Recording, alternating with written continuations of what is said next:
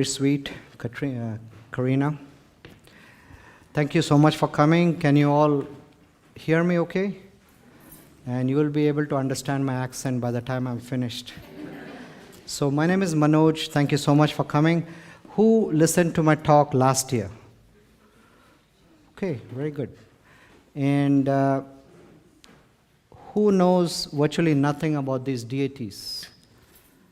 Okay, good. My goal is to give you a better understanding by the time we're done. And who knows somewhat more? Excellent. The Jiva Muktis in the front, yeah? And who knows everything? I'm also on the path. So that's really the goal here, is to find that one thing, and when you know that, you know everything. And there's a famous story about Ganesha and his brother Murugan, who tries to go around the world and tries to know everything, but I'm not going to tell that in the interest of time. Because when I speak for 16 hours, and I only have 1 hour here. So buckle up. I'm going to give you a Reader's Digest version of the whole thing, okay? So when you look at these statues or deities, murtis, at first sight, they appear polytheism. You know, there are different deities, and that is true in the Hindu tradition. But when you go deeper in the philosophy, it's actually monism, one spirit, that is the foundation for all of these deities. So these are all different manifestations of that one spirit. For instance, Lakshmi on the left is the corner for abundance, feng shui corner. So Lakshmi brings you abundance, Ganesh brings you wisdom, removes obstacles, Saraswati brings you knowledge, etc. These are different aspects of the one spirit, and it's who we are. So you go from polytheism to monism, but when you go even deeper, it's actually non-dualism. It's what is called Advaita, non-duality. And that's the pinnacle of Indian philosophy. It is the eternal subject. It's the I am. And you cannot talk about it, it's not that. You cannot think about it, it's not that. So how do you realize you are the self without objectifying it? That's why these deities have come about. When you truly understand the stories and the symbols, they actually help you wherever you are in your life, and then they lead you to self-realization or enlightenment. The easiest way to understand them is as archetypes. And the word archetype was coined by the Swiss psychologist Carl Jung. Who's familiar with Carl Jung? Good. So Jung was profoundly influenced by these deities. He said these reside within what he called the collective unconscious. In other words, within all of us. But this Sanskrit word is more powerful. It's called Ishta Devata. Ishta means desired. Devata means deity. It's more heart-centered. I feel archetype is more intellectual. And the way you find your archetype is, it's like falling in love. You have to gravitate towards a statue. You don't know why, but that's your archetype. And you may have archetypes from different traditions. The cross is a beautiful archetype. Take, for instance, the sun god. In Egypt, we were in Luxor many years ago, before all the craziness started. The sun god is called Ra, Amun-Ra. The same sun god in the Roman tradition is Mitra. And the same sun god in the yogic tradition is Surya. So the names are similar, even though the archetypes are thousands of years and thousands of miles apart, because these are universal archetypes. They belong to all of us. However, these yogis, Surya, over hundreds of years, whereas very few people work with the Egyptian or Isis, Athena. That's because the entire philosophy of yoga is encapsulated in all these symbols. And that's what I'm going to talk about. And interestingly, as a detour, the Roman god of the sun, Mitra, and yesterday was the longest day of the year. The sun was at the zenith here. But Mitra was born 600 BC, and he was born of a virgin mother. And he was born on 25th December, and he was a wandering priest, and he had 12 disciples. And when he died, he was resurrected 3 days later. Sounds familiar. That's the Son of God, Son God, yeah? So these are universal archetypes, okay? So without further ado, let me expose you to the fiercest archetype on this table. That's, who's this lady? Durga. And please, if you have any questions, ask away. I'm here to serve you. I want to feel emptied by the time I leave. Yeah? It's really about you. It's not about me. It's really how much you understand. And Durga, for people who know Durga, she's like Kali light. Yeah? So when you see Durga, a Murti of Durga, you have many features. You see a beautiful woman on a fierce lion with all these weapons. And what's it about? So there's always a story and a philosophy. The story is there was this demon called Mahishasura. Mahish means buffalo. Asura means he had demonic tendencies. Sura is light. Asura means away from the light. And this demon also did yoga. And the demon would meditate on Lord Shiva and he would chant Om Namah Shivaya, Om Namah Shivaya, Om Namah Shivaya. And he would stand on one leg and do a tree pose and he would do it for like 10 years. And you see these sadhus doing it in India, they would do this. And the idea is in yoga, there's a concept called tapas. You build friction or heat. And when you do that, enormous insights can be attained. So this demon did that and Shiva gets pleased. That's the reason they do that. Shiva gets easily pleased. And that's Shiva, or the dancing Shiva. So Shiva comes up to the demon and asks, what do you want? The demon said, I want immortality. Shiva said, nobody gets true immortality. I'll give you the next best thing. No existing god or goddess or human can kill you. And the demon said, okay, I'll take it. So he gets this, siddhis or powers. And this boon Shiva gives to the demon is like your intention coming true. You heard of like Dr. Emoto's water experiments, right, in Japan, where he found the quality of your mind can affect the water crystals. So if your mind is disordered, the water crystals are disordered. If your mind is sattvic, the crystals are nicely ordered. It's called smectic or isotropic states. That was my PhD thesis in Cornell, yeah? Liquid crystal phase transitions. So this demon gets this boon and he took it, and instead of going further down the yogic path, he gets these siddhis, and Patanjali in his sutras warns against it. You can get these powers doing yoga. I remember seeing many years ago a yogi meditating in the Himalayas, and he was naked and he's like sweating in the snow because we have these powers within us. And this demon starts to torture a lot of people. And people try to kill him, nobody could kill him. All the gods and goddesses couldn't kill him. He had this boon. So people go to Lord Shiva and say, hey, what have you done? You've created a Frankenstein, save us. Shiva said, I'm too busy meditating on Mount Kailash. Don't bother me, So he said, go bother my wife. So they all run to Shakti or Parvati, Shiva's wife. Excuse me. So Shakti said, okay, I'll help you. So she stood in one spot and asked all the gods and goddesses to give their powers to her. So each of them gave their Shakti, their power to Parvati or Shiva's wife. So for instance, Kali gives the axe, Vishnu gives the chakra, the wheel of samsara, and the conch shell. Lakshmi gives the beautiful lotus. Ram gives the bow. Hanuman gives the mace. Shiva himself gives the trishula, the trident. And the beautiful face was given by Parvati, Sundari. And this incredibly beautiful woman, now who's new, so she's not an existing god or goddess. Remember that boon. So she's a new entity. And she comes riding on this lion, a fierce lion, bobbing up and down towards the demon. And you can almost hear Krishna Das singing, Jai Ma Durga. Yeah? And the demon takes one look at her and he falls in love. He says, come, marry me, we will torture the world together. Yeah? But she wouldn't have it, and she mercifully compassionately slays him. Yeah?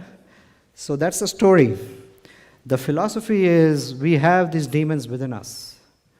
It's called samskaras, right? Those addictive patterns. And, the older you get, the more these patterns are entrenched. In other words, you don't smoke the cigarette smokes you. And you see all walks of life, celebrities doing stupid things, politicians, yoga teachers, they're not accepted. Alcoholics, they would say we are powerless against the source because these samskaras, they control you. And how is that? Your ego resides in your mind, the subtle aspect of the mind. In other words, you have three bodies, the physical body, the subtle body, the mind. You can't see the mind, that's where the ego resides. And your causal body, which you go to in deep sleep. And these addictive patterns are residing right there, the samskaras, in your causal body. And they control the ego, the subtle body. It's like the flashlight and the battery. The flashlight is the ego, the battery are the samskaras, and the ego tries to look for the samskaras. No, it's controlled by them. Now, Durga, as your archetype, guess where she resides? She resides in your causal body. That's what Carl Jung called the collective unconscious. That's how she's able to slay these demons within us. So Durga is like goodness in a fierce form. It's the fierce form of the Divine Mother. So let's say Durga is your archetype. So if there's an amalgamation of all the gods and goddesses in one deity, it is Durga. There are 4 practices you can do with your archetype. And that's true with any archetype. Number 1, you create an altar, beautiful altar, put some flowers, candles, and every day you just meditate. A few minutes, doesn't have to be long.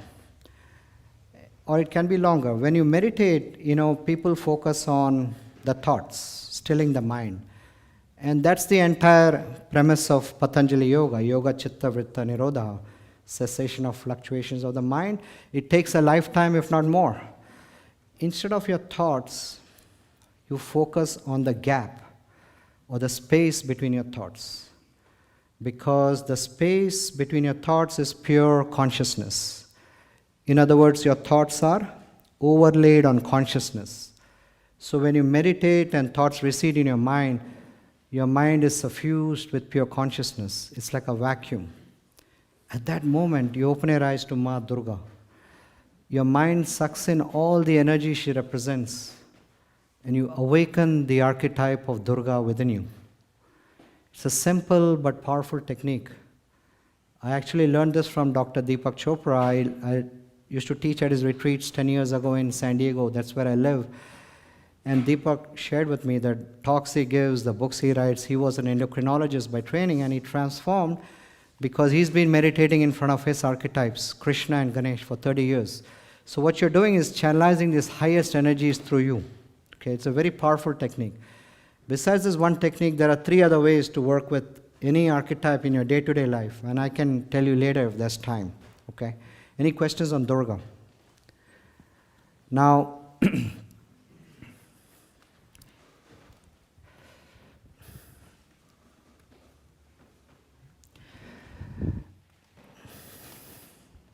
let me talk about Shiva.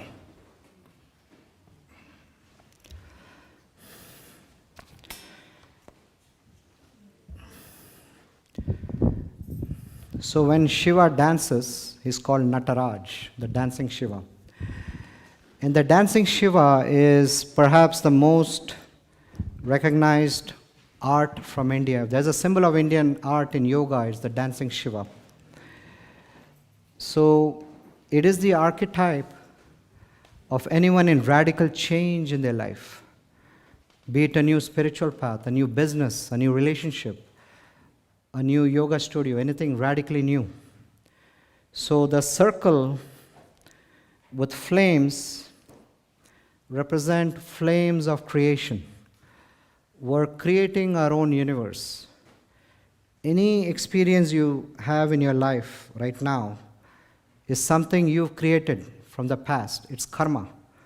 Not only past this life, it's karma from the past life. So anything you encounter, right now in your life, including this conversation we're having, it's a choiceless situation, okay? Something has impelled you to sit down here, okay? Or anything you face, good or bad, is karma.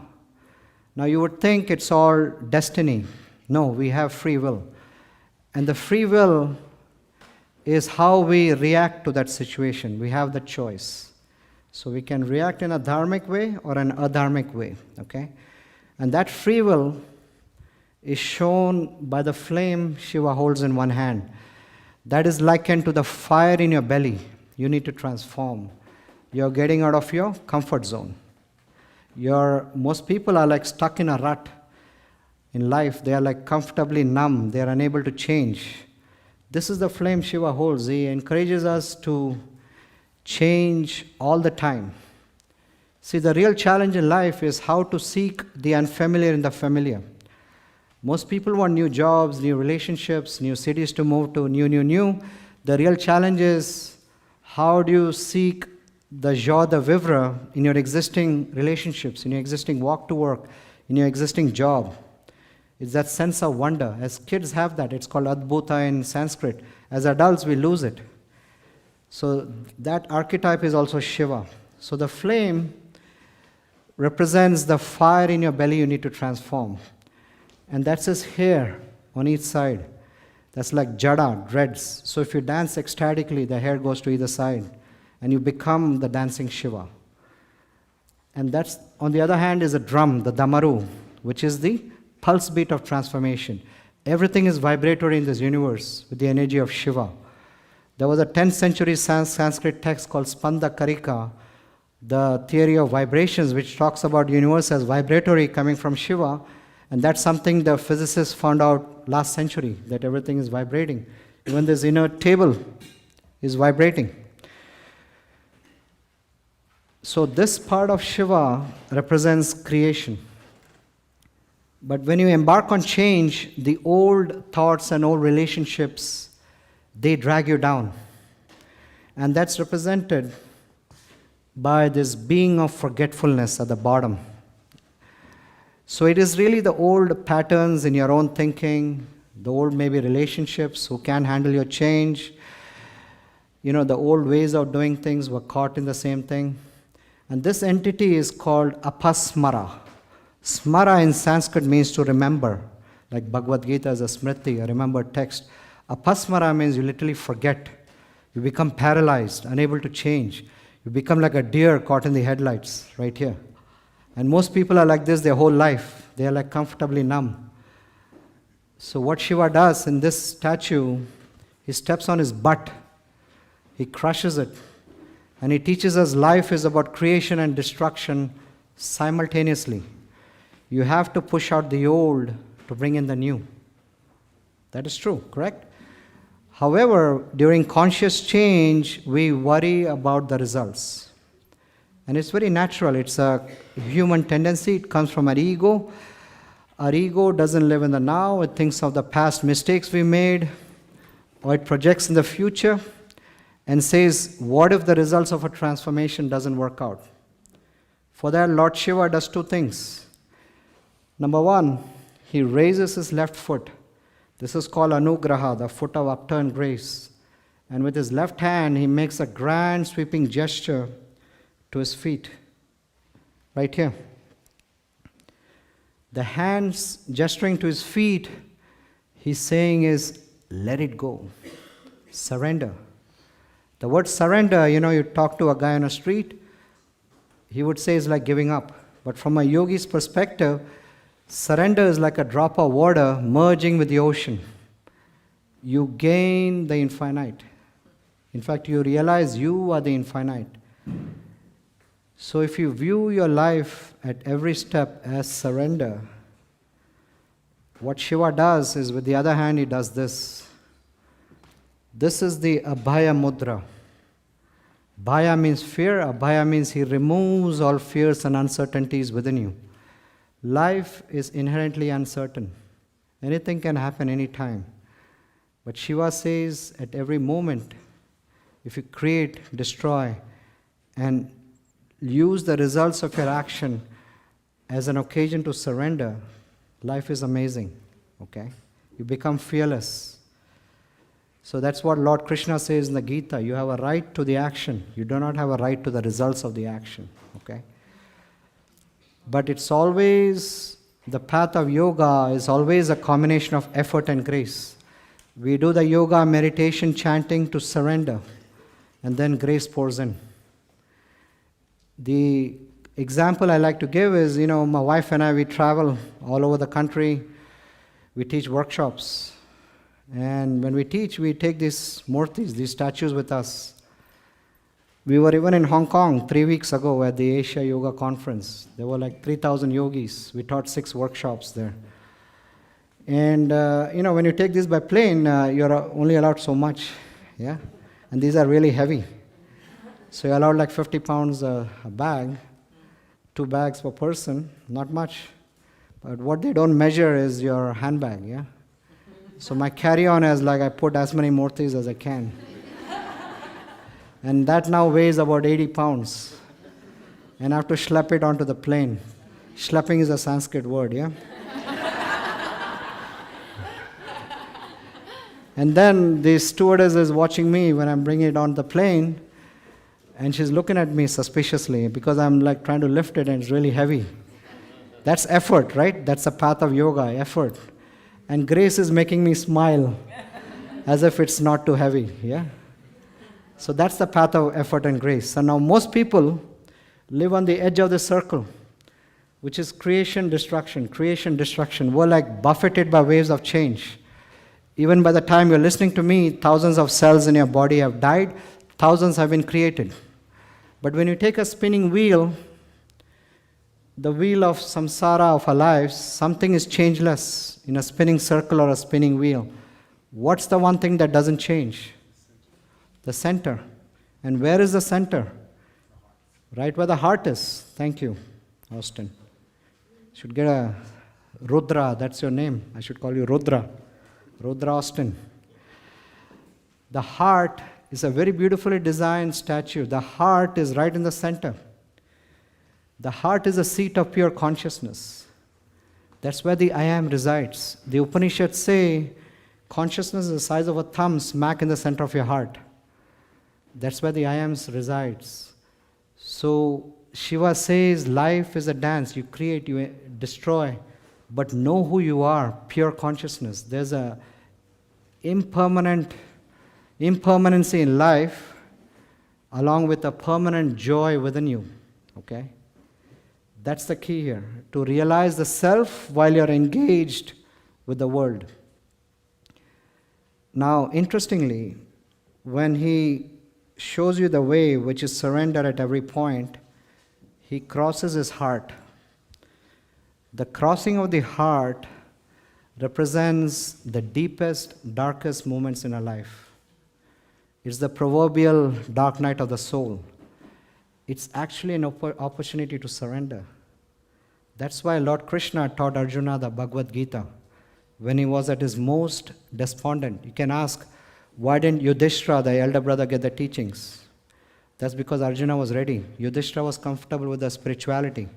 Arjuna was like a proverbial frog thrown in boiling water. You had this intense crisis. It's an opportunity to go deeper on the spiritual path. That's the teaching of here. So when you chant the mantra Om Namah Shivaya, the word Shiva also means the divinity or consciousness everywhere. God's everywhere. The Upanishads say the metaphor is like a spider spinning its web from itself. That's the meaning of Shiva. Shiva means the divine or consciousness everywhere. So when you chant Om Namah Shivaya, God is not in this tradition a localized entity, like a bearded old white dude in the heavens, sometimes with an anger management problem, yeah? God is everywhere.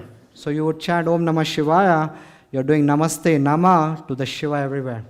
The highest Vedantic meaning is Nama, not me. I am Shiva. Finally, there's no difference between you and the dancer. It's a duet of one. Okay. Now, a question can be asked, who's been to India in this group? Okay, excellent. So when you go to India, the Indians will not say they are archetypes, correct? what will the Indians say? They are real.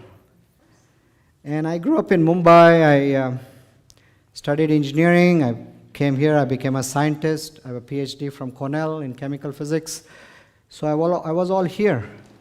But I grew up in Mumbai with the stories about these deities. And here I come. I was influenced by Deepak. And, I said, I got into doing this. And Deepak said they are archetypes. And it was nice. It was interesting. But always I had that conflict. Are they real or are they archetypes? And I had heard about these scrolls which really come from Shiva and Shakti and was written by Ganesh.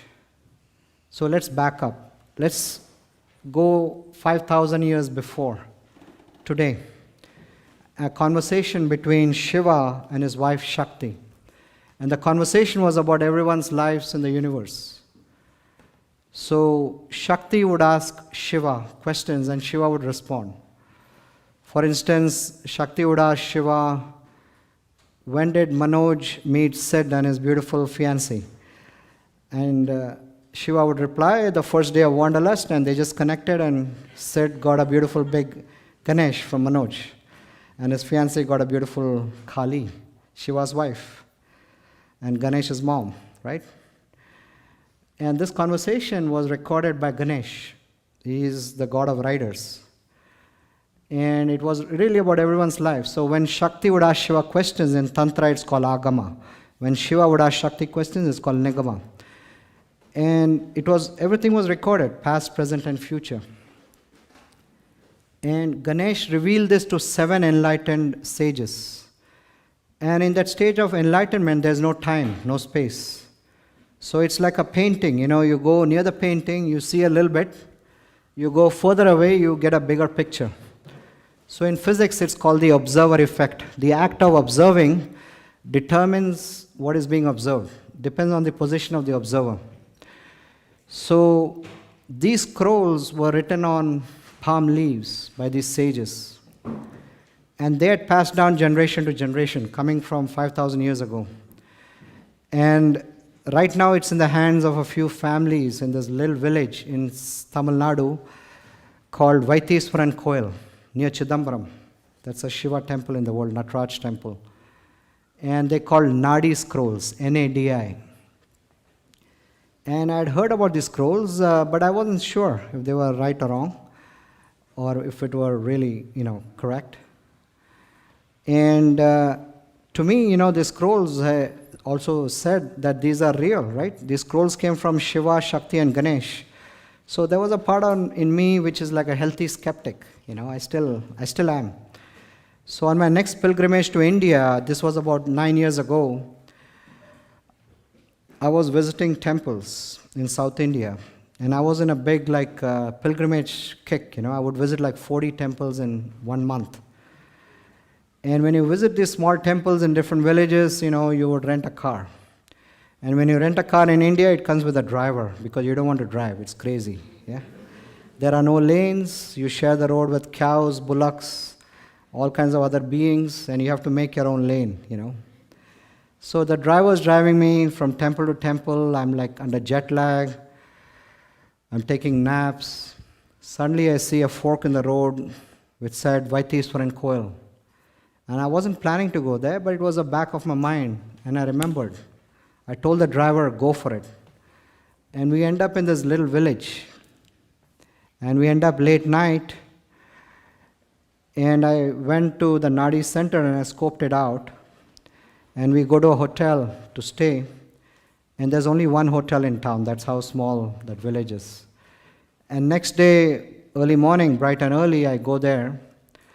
And they take my right thumbprint. And for women, it's the left thumbprint. And based on your thumbprint, there are 108 different possibilities your life can take. It's karma.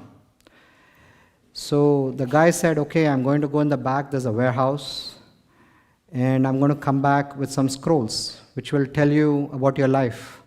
But we have to identify the right scroll. I said, okay. So he goes in the back, takes a long time, because everything takes a long time in India. Comes back with a bundle, solemnly unwraps the bundle, and he chants a mantra, Om Trayambakam Yajamahe, etc. And he opens a scroll. He said, this is saying your name is Prakash. And he said, this will ask you questions. All you have to do is answer yes or no, but don't volunteer any information. So I said, no. And he tossed the scroll. Brings out another scroll. He said, you were born 10th June 1950. I said, no. Another scroll. You have 2 sisters. I said, no. Another scroll. Your mother's name is Preeti. No. So seemingly like random questions. Even about what I do as an occupation, it said, one of the questions was, you are a doctor. I said, no, I'm a PhD, a poor and hungry doctor. Yeah? An MD is a money doctor. And then it kept going on, and the bundle would get over, and it'd go in the back, take a long time, come back, and the questions would resume. And it kept going on for like 2 or 3 hours, and it's hot. It's South India, there's only a fan, I'm getting uncomfortable. And I also felt he was asking me too many questions, It's like that game 2020. You ask somebody enough questions, It's like that famous scene in that movie, Inglourious Bastards, right? In that bar, where they have that playing cards with the celebrity names. You ask questions, you can find out who that person is. So I was like beginning to give up. All of a sudden, a scroll popped up. It said, your name is Manoj Chalam. That was right on. But I thought they got it from the hotel I stayed, yeah? Indians are very smart. But then the next question said, you were born 12th May 1962. And no way anyone had that information. So I started to get like chills and goosebumps. Then it said, my mother's name is Rajalakshmi, correct?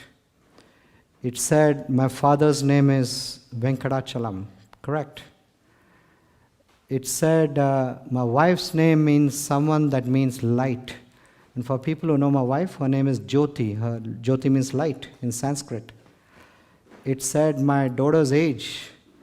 At that time, she was 10. Now she's 19, just finished her freshman year at Amherst College, yeah? We didn't tell her name, but it told me her age. And then it said, I live overseas and I import art of a spiritual nature. And that like floored me because it also told me it is time sensitive. This was 9 years ago. Before that, a few years before that, I wasn't doing this. I was in high tech. I was a CEO of a software company. And I got fired. That's the best thing that happened to me. My main man, Ganesh, whacked me on the head. Yeah. And it said, Ganesh is my archetype, my Ishta Devata. And that's true. I've always felt a connection with Ganesh. Probably because of my belly also. Yeah. And then it said, I started to teach recently, which I did about 10 years ago.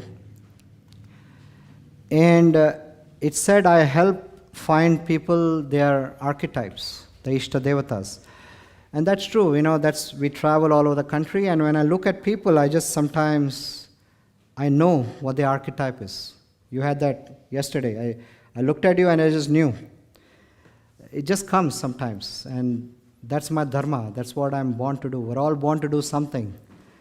That's why I don't have a website. In North America, I probably have the largest collection of these deities. I have a big warehouse in San Diego with a temple. Don't know website for 13 years because it's important you have to see them. It's like falling in love, You don't fall in love with a picture. You have to see the person and engage. And then it said, it stepped forward in my life every 3 years and said, those scrolls said whatever has already happened. So it said how my teachings would progress. It said my wife and I would start to teach. Yes, we've been teaching a lot together since our daughter went to college.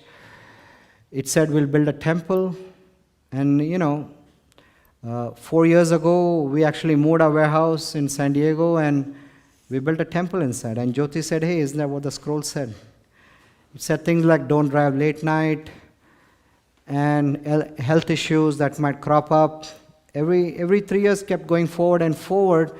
Finally, the guy said, this scroll is giving me the time of your death. Do you want to know? I said, yeah. I'm like rocket and rolling. I want to know everything.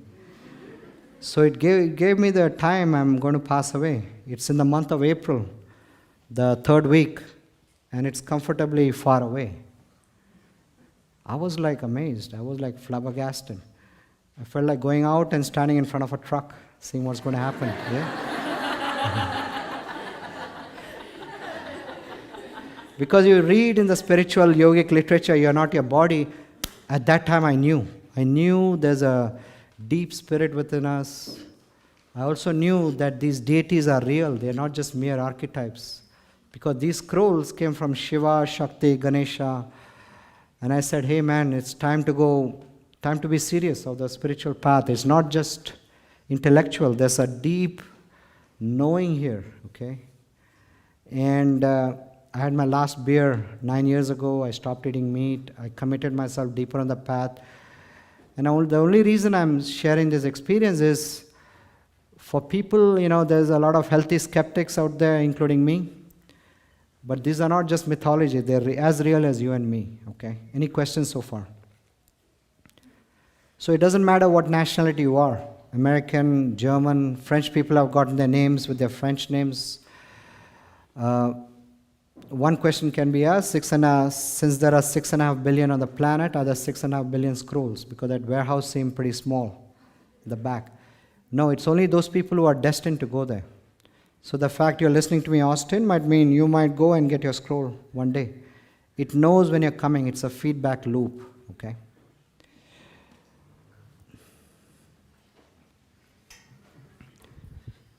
Now here's an unusual statue.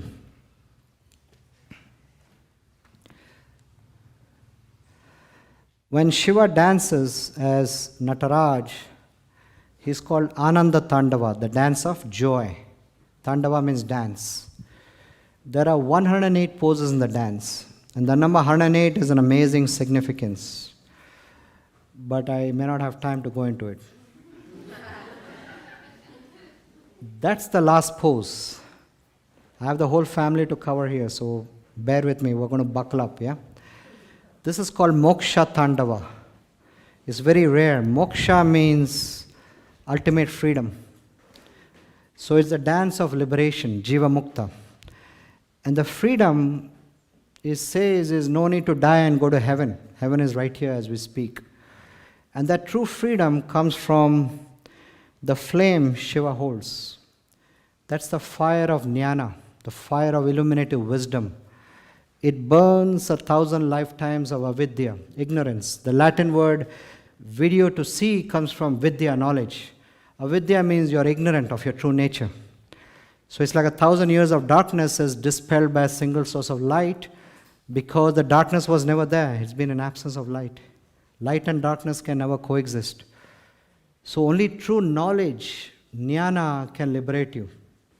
Bhakti, yoga, meditation is all fantastic. The final step is Advaita Vedanta, non-duality, okay? But not everyone's ready for that. When we teach non-duality workshops, it's not only the funnel is narrow, it's more an espresso drip for the people who come to me, yeah? When I teach mythology, I get a wide turnout. But you can teach the same philosophy through the mythology, okay? So true freedom comes from knowledge. And the hands going back represents ultimate freedom. The Damaru drum means time and space comes from within you.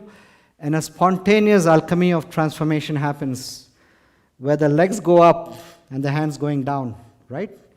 But as opposed to doing a handstand in yoga, where the hands and leg muscles are contorted with stress, look at the hand, it's bent. Look at the legs, it's like gracefully, it's free, it's flying. Because upon enlightenment, the sense of doership vanishes, that I am doing karma, I am doing actions which bear results, which bear fruits of the action. Nobody is really doing anything. We're pretending we're doing stuff. It's all grace. What's up and what's down? Somebody looking at us from outer space thinks we are upside down. There is no up, no down, no north, no south. Everything is Shiva. Now, even Apasmara, the figure at the bottom, has flipped. What that represents is the old karmas which have to play out. It's called prarabdha karma. It's like a fan being switched off. The moment it's switched off, you lose your sense of doership. That's enlightenment. But the fan still takes a while coming to a stop.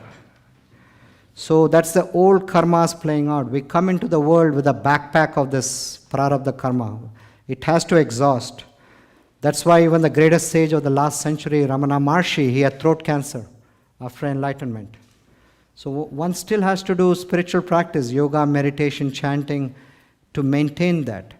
That's what this figure at the bottom represents.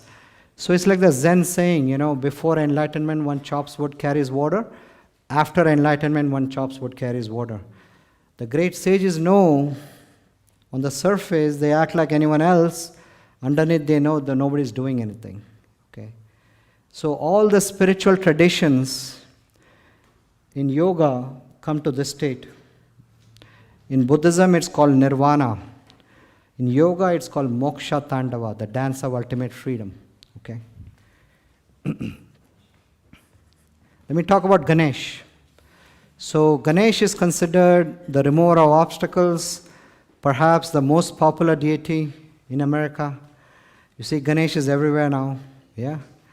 In France, they have a Ganesh museum. In Thailand, Chiang Mai, they have a Ganesh museum. Somebody from Ireland told me in Belfast, there's a big park of 20-foot Ganesh statues. There's even a Ganesh drinking a Guinness. Yeah. So Ganesh can do everything. Yeah. And he's considered also the remover of obstacles. So anything new you do, a new job, a new day, a new wedding, birthday, especially a business, a new yoga teacher training, Ganesh removes obstacles. The question is, how does he remove obstacles? So if you notice, every Ganesh has a mouse. That's a big mouse, yeah? It's a supersized American rat right there, yeah? So the mouse is his vehicle. So this big elephant dude rides on this little mouse. But symbolically, the mouse represents your mind. Because your minds wander, like the way the mouse scampers. So when Ganesh rides on the mouse, he calms your wavering mind. And in your life, there have been instances where you're in a zone, things flow, you don't sense obstacles. So the real obstacles you sense are not outside, they're within you, as vrittis or fluctuations of the mind. That's the secret, how he removes obstacles. He gets into a state of what is called practicing samadhi, where your thought patterns are uniform. He doesn't freak you out. Some people get freaked out by an earliest obstacle. No, he stabilizes you. That's the secret of Ganesh. Once obstacles are removed, what most people don't know is Ganesh actually leads you to self-realization, enlightenment. And that's shown in these. Okay, this is the sweet of enlightenment. His trunk is curved, it's Vakratunda, and it points to that. And the sweet represents the sweet of enlightenment, Satchitananda. Sat is truth, or what is pure consciousness. Chit is awareness, Ananda is bliss. So when you're aware of your true nature, that you are pure consciousness, you're in bliss. This is the broken tusk he holds, because he wrote the Mahabharata, from where the Gita came. And the deal was he should write it uninterruptedly. So when the ink ran out, he broke his tusk and wrote it. So it symbolizes self-sacrifice. For a noble task, it symbolizes don't procrastinate. Yeah? But there's a deeper significance. How do you know it's a broken tusk? Because he has one left. Yeah? It denotes the oneness of consciousness when you break the illusion of Maya. I'll give you an example. You spend a lot of money building a beautiful window for this room, but when you shatter the window, what's left is the oneness of space. We don't say inside space and outside. It's one. Similarly, when you shatter the illusion of the broken tusk, what's left is the oneness. I taught a 3-day workshop just on the broken tusk. The entire field of Advaita Vedanta comes from that. Yeah? Then he holds an axe. The axe, it chops the pull of this world on your ego. The philosophy of Vedanta teaches you that your ego, it straddles the line between this world of multiplicity and pure non-dual consciousness. In other words, when I look at you, I'm seeing your body and time and space, but the real you is beyond time and space, and your ego is like a knot smack in the center of your heart. And the ego actually resides in the heart when you're in deep sleep. And when you wake up in the morning and you're very discerning, the sense of I, the individuality goes from here to the back of your head. That's where we feel like ego resides. But it stays here. Another acronym for ego is edging Ganesh out. Yeah? So the ego gets sucked into the world through the 5 senses. It gets enmeshed. Sometimes too much if you visit Vegas, right? Too much sensory overload. So the axe of Ganesh, right here, he holds in his right hand, he chops that pull. Then on the other hand, he holds a noose, a lasso. He pulls your ego back into where it belongs, pure consciousness. So awakening or enlightenment happens to your ego. There are spiritual traditions which tell you, hey, be egoless. That's silly. We need an ego so we can drive and be functional. But we know who we are. We are pure consciousness. So interestingly, the Sanskrit word for ego is ahamkara. I, maker. Aham. And the Sanskrit word for the vastness of consciousness is maha. Right? The vastness, great. So when Ganesh chops the pull and he flips the ego back, what happens when you flip back aham, A-H-A-M? What do you get? A-H-A-M, maha. He makes your individual the maha. That's why he has an elephant head on a human body. The elephant head is maha, the human body is us. So Ganesh represents the great Mahavakya in the Vedas, Tattvamasi. Very powerful, okay? So there are deep hidden symbols behind all these deities and stories. Now I remember an incident about 6 years ago. I was at a yoga journal conference in Wisconsin, and an elderly gentleman walks up to me. He was in his late 60s. And he was very drawn, he wanted to buy a Ganesh for his wife, who just finished her yoga teacher training. And you want to gift a Ganesh usually. That's very appropriate for somebody who finishes the training. It's like a new threshold, because Ganesh is a threshold deity. Just like in the story, he guards this cave of his mom, Shakti, taking a bath at the threshold. Similarly, he resides within us, the threshold of the Muladhara. He arouses the Kundalini Shakti within us. So these metaphors you have to take into your life. So I explained to him all the symbols of Ganesh, and I told him how to practice, meditate in front of him. He said, all this is fine, but I don't believe you, he said. I'm an atheist. I said, hey, I thought inside even atheism itself is a belief of no belief, but I didn't want to argue, right? So I said, fine. But he still wanted to buy a Ganesh, so he bought a big Ganesh. It was a green standing Ganesh. Dr. David Frawley calls him the militant Ganesh. He has the same Ganesh. And he walks out with his Ganesh. And in 5 minutes, he comes running back. He said he and his wife won a drawing for a cruise to the Bahamas. And that was worth like several $1,000s. And they've never won anything like this. Just that very moment it happened. So the whole day he wouldn't let go of Ganesh. Yeah, he was so amazed and happy. And that seems to have converted him. And now he becomes a yoga teacher. He teaches meditation, mantras. He buys a big Shiva from me. So sometimes it takes a little experience, I just was in Brooklyn in April, and I taught a 500-hour teacher training. A woman bought another sitting Ganesh from me. She was from Germany, but she lives in New York doing the teacher training. And she just sent me an email. She said she's been waiting for a green card for 8 years. And she asked me to share with everyone that just when she took the Ganesh home, she got the green card in the mail. It's like, these inexplicable things happen when Ganesh is around. And you just surrender to the amazing synchronicities, okay? All I'm saying is Ganesh is the main man here, okay? Any questions so far? Yes, sir. Sid. Say that again. Very good. Thank you. It's called Vakratunda. So the great mantra is Vakratunda Mahakaya Surya Koti Samaprabha Nirvignam Kurme Deva Sarvakareshu Sarvada. Vakratunda is the twisted trunk. And if you notice, every Ganesha's trunk is twisted. Always, every statue. And if elephant's trunk hangs down.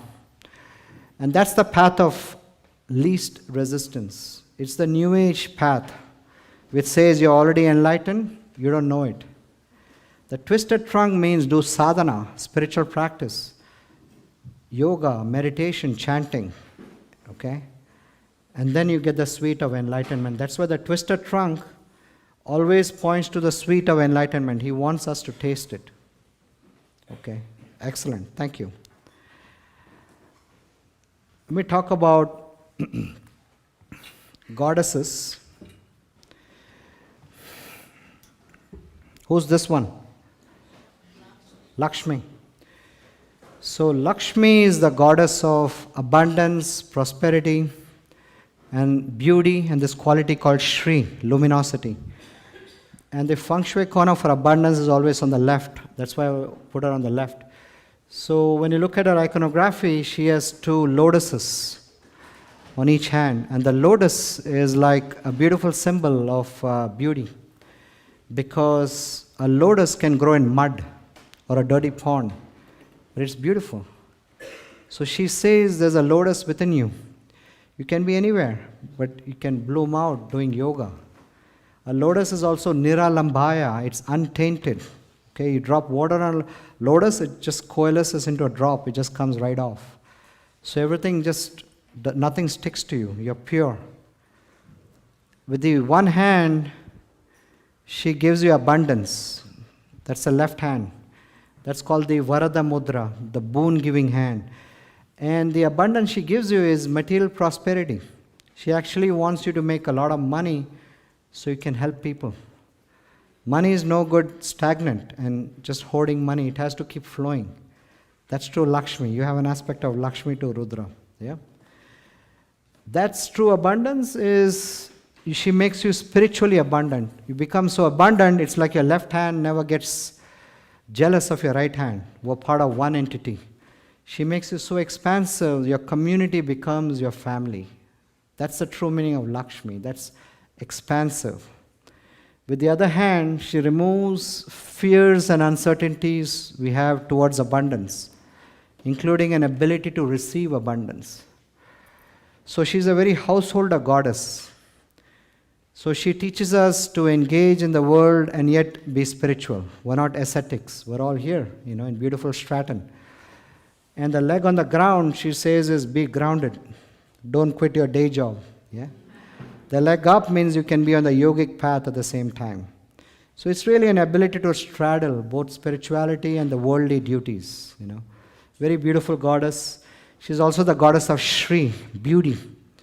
Everything you do becomes Shri. The way you talk, the way you do a yoga pose. You know how some people are naturally Shri, luminous. That's the meaning of Shri. That's what Lakshmi gives. It can even be a menial job. I saw a sweeper clean the floor of a toilet once with Shri.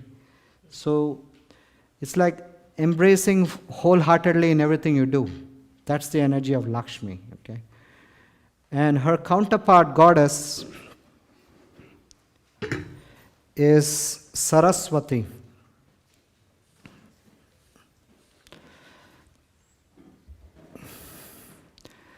Very beautiful goddess. And there's an interesting story. So Saraswati is the goddess of knowledge, wisdom, music, creativity, and speech. Speech, very important for yoga teachers, an ability to articulate. And everything just flows out of you. That flow is important. Because Saraswati was the name of an ancient river in India around which the Vedic civilization was built. The Saraswati River. So there was a story, I remember, there was a Brahmin family many hundred years ago, and the father was very erudite. He would understand all the Sanskrit, the Vedas, and he was a great scholar and teacher in that area. But his son was very slow. He wouldn't understand Sanskrit and wouldn't retain, wouldn't speak properly. And many teachers who are new to yoga, Sanskrit, they have the same issue. And it's understandable. You grow up in a different culture. Sanskrit is a foreign language. And it takes a while to get comfortable and start speaking it fluently. And that's what Saraswati gives you. Anyway, this boy, the son, he had a good heart though. So once he went down to the river behind their house and he met a woman in distress. She was bleeding, she was hungry, poor, and he took pity on her. And he brought her home, he fed her, he clothed her, took good care of her, and she was very grateful. So just before leaving, she just touched the tip of his tongue. And in that instant, a miracle happened. He started to speak fluently. He started to retain Sanskrit. And the Vedas made sense to him. And he became more and more knowledgeable. But not only knowledgeable, he was able to articulate it. And in 1 year, he surpasses his dad, becomes a great teacher. And that woman was Saraswati. Remember, he met her down near the river, the flow. So she represents the flow of intuition. What's intuition? Intuition within you. All the knowledge you want to know is within you. When you meditate in front of her, it flows. Not only flows, you are able to articulate it better. They say when you are speaking fluently in Sanskrit or teaching yoga, philosophy, Saraswati dances at the tip of your tongue. So a very beautiful goddess for learning, teaching. Many musicians are drawn to her creativity. So you look at her iconography, she has like a bead mala without beginning or end. And that is the enlightened state, something that is changeless, no birth or death, the circle. So she says the way to enlightenment is twofold. One is through the Vedas, that's the path of the mind. The other is through the heart. And the heart is what is prominent here. Because when the heart is open, wonderful things pour out. Okay, the head and the heart needs to be balanced. And in Kali Yuga, the age of darkness where greed, jealousy predominates, what's written in the Vedas is Harinama Kirtan. One has to chant. That's why Kirtan has taken off. That's what she recommends, the way of the heart. She's also all about creativity. The number 108 comes from Saraswati. She is responsible for the deep order in the universe. Okay, number 108 is not coincidental. Number of beads in a mala you're wearing is 108, correct? And the number 108 comes over and over. You would chant 108 mantras.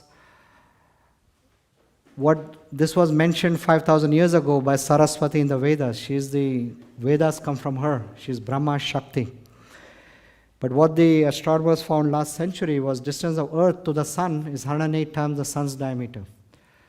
Distance of Earth to the Moon is 108 times the Moon's diameter. And the diameter of the Sun is 108 times the Earth's diameter. Pretty remarkable. Yeah, nothing is coincidental. Even the raindrops falling on the roof is not random. There's a deep order in the universe. It comes from Saraswati. Furthermore, your breaths you take, the prana, an average inhalation, exhalation for anyone is 4 seconds of breath. And that's written in the yogic scriptures. And that's true. I geek out on my plane rides.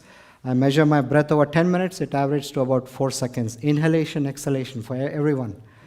So over a minute, we do it 15 times. Over an hour, it's times 60. Over a day, it's times 24. You do the math, it's 21,600. Now I see your eyes glazing over, but it's actually 108 times 200. So if you geek out enough, yeah, you can do an equation which relates your prana to the breath you take to the diameter of the sun, the moon, and the earth. That's Hatha Yoga. Nothing is to chance. So there's a deep order in our solar system. The New York Times, I read an article, it said there are 2 new planets found with their own sun and moon. I bet you if the pattern of 108 is there, there's a good chance there's life. The prana right there. Nothing is by chance. Okay. Real quick, Hanuman is the ultimate archetype of bhakti, devotion, service. So in a nutshell, he represents superhuman strength, represents superhuman intelligence, but the main thing is he's all about service. It's a very rare combination, right? Somebody who's super strong and super smart, like a very smart NFL player, yeah? But his main thing is he's very humble, loves to serve. Most people don't know he's an incarnation of Shiva and Shakti. There's a beautiful story about that, yeah? Interestingly, President Obama's archetype is Hanuman. In the 2008 election, he carried a small murti, small statue of Hanuman in a pocket. If you Google Obama and Hanuman, you'll see the picture. Time magazine took a picture of his pocket, yeah? Because he represents service. And Obama was struck by the aspect of the service. From a Buddhist tradition, it's Tara. She's about service, compassion. So the metaphor for a spiritual path is like going up the mountain, retreating from society. That's what Lord Buddha did. The word Buddha means the awakened one. The buddhi, the intellect, got awakened. It is really the intellect within us that is closest to consciousness. That's why yesterday was the longest day of the year, and one has to chant the Gayatri mantra. Om Bhur Bhuvassuvaha Tatsavitur Varenyam Bhargo Devasya Dhimahi Dhiyo Yona Prachodaya. The Dhi is the buddhi, intellect. And yesterday was the longest day of the year. The sun was the most. What this mantra says is the light of all lights, the lights of consciousness. Let it illuminate your buddhi, your intellect. That's why the name Buddha means his intellect awakened. Okay? So Tara is the feminine aspect of Buddha. She descends down the mountain into the world of chaos to help people. You cannot teach people spirituality if they are hurting, physically or mentally. So she's a great healer. And then she leads people to awakening. So I think I gave you a bit of a taste. You know, I come from San Diego. There's a lot of beautiful beaches. It's like being near a beach. There's a lot of good negative ions. You feel good. And we took a swim today. But I encourage you to go deeper in the study of Vedanta. That's really the joys. So I really want to thank you. You guys have been so sweet. Thank you so much.